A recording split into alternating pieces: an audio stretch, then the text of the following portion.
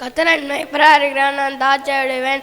அவர் என்னை புல்லுள்ள இறங்கி மேய்த்து அமர்ந்த தண்ணீர் அடியில் கொண்டு போய் விடுகிறார்.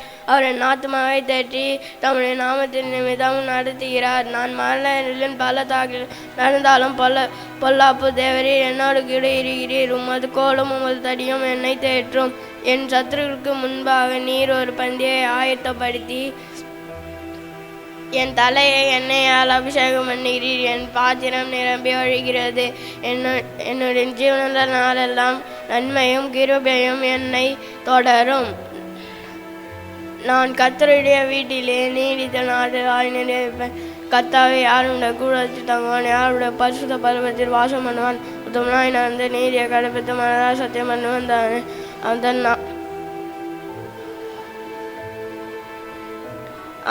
அவன் தன் நாவினால் புறங்கொடாமலும் தன் தோழனுக்கு தீங்கு செய்யாமலும் தன் அயனால் மேல் சொல்லப்படும் நிந்தியான பேச்சை எடுக்காமலும் இருக்கிறான்.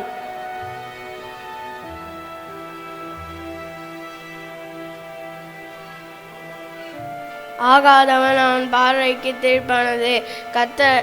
கர்த்தருக்கு பயப்படுவதை கனம் பண்ணிறார்.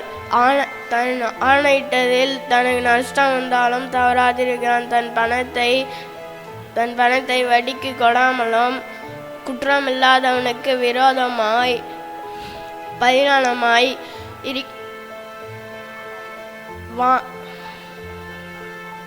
பரிதானமாகவும் இருக்கிறான். இப்படி செய்கிறவன் என்றைக்கும் அசையப்படுவதில்லை. ஆதியிலே வார்த்தை இருந்தது, அந்த வார்த்தை தேவனிடத்தில் இருந்தது, அந்த வார்த்தை தேவனா இருந்தது. அவர்